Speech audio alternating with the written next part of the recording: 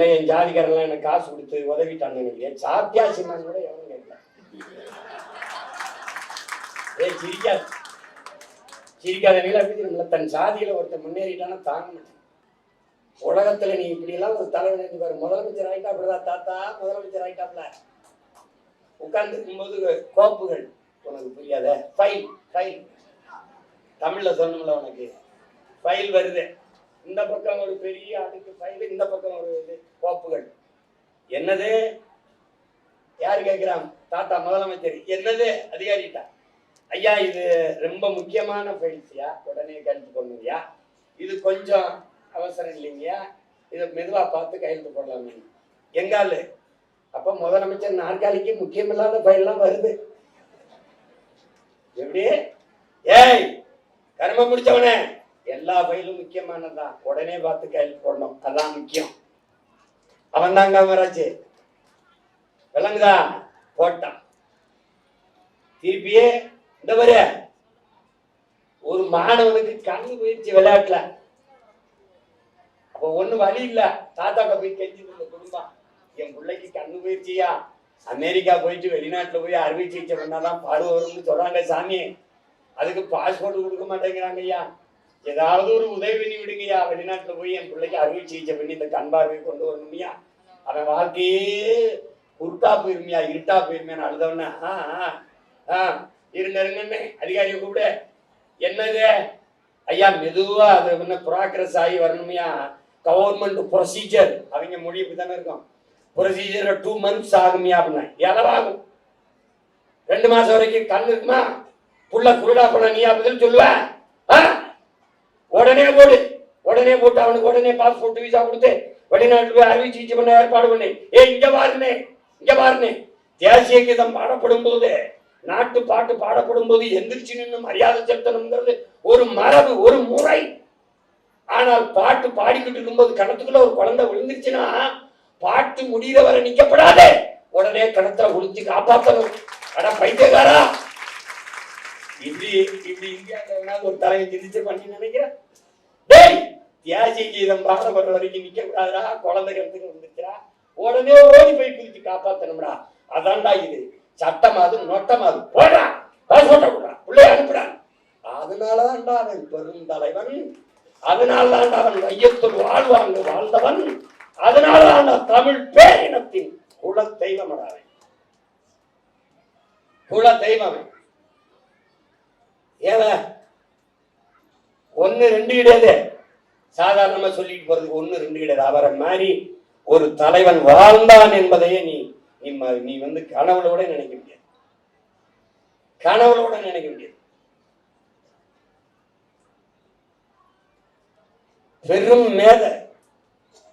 படிக்கலைன்னு சும்மா படிச்சவனா அறிவாளியா இருக்கானடா, படிச்சவன் தான்டா எல்லா பேரும் முட்டாப்பிள்ள.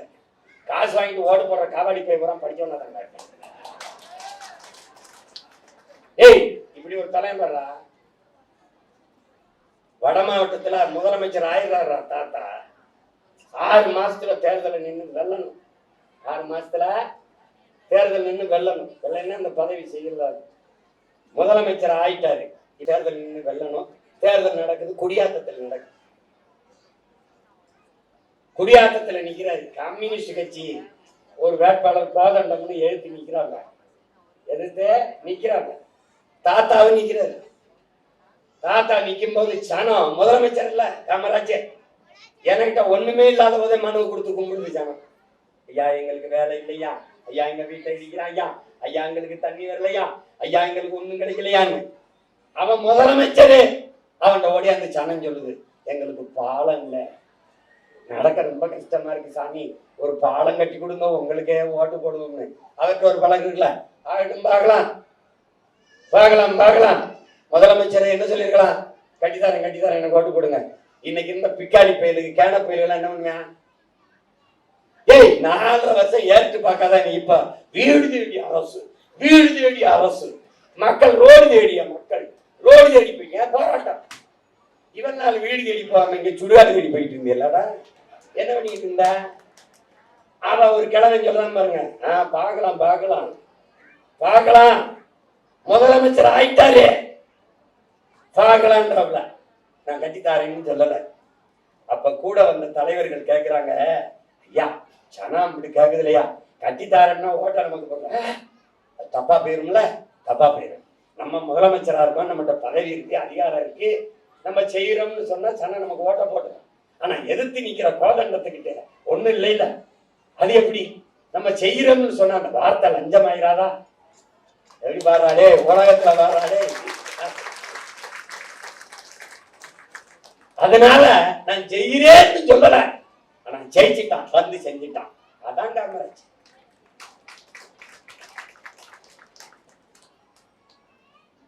இந்த மாதிரி நீ எல்லாம் ஒண்ணா நிக்கிற, அவன் பிறந்த சமூகத்துல பிறந்த உன்னை குவிக்கிறதுக்கு ஒரு குறியீடு இருக்கு, காமராஜ்னு.